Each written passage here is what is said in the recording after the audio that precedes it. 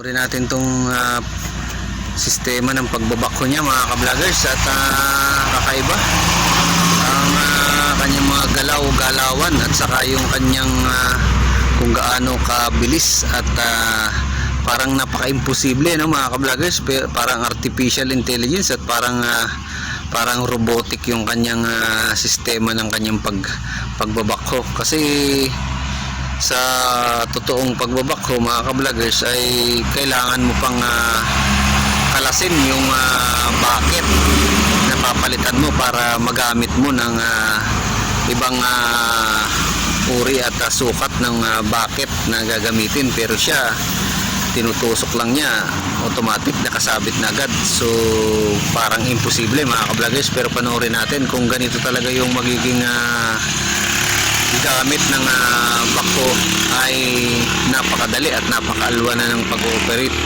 at napakabilis ng pagtatrabaho.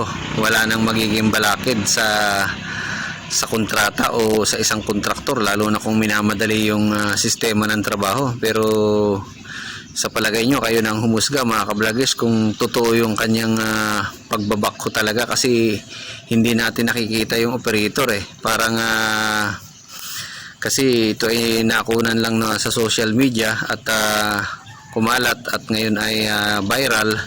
So kayo na siguro ang maghusga kung totoo ba tong uri ng pagbabakho na to, kasi imposible mga ka-vloggers. So, parang siyang edited na amazing at parang artificial intelligence, kumbaga edited na parang ginawa lang sa computerized system. Pero so totoosin ay imposible mga ka-vloggers para sa akin. Pero kayo na pong humusga dahil mapapanood nyo naman itong video na to at makikita nyo kung gaano ba kaganda at kabilis yung trabaho, pero hindi naman natin nakikita yung operator. So yun mga ka-vloggers, at kung bago pa po kayo sa aking channel, touch all the bell para updated kayo kay YouTube sa ating mga bagong videos, at shoutout sa ating mga viewers, sa ating mga followers at sa ating mga subscribers, at parati po tayo mag-ingat.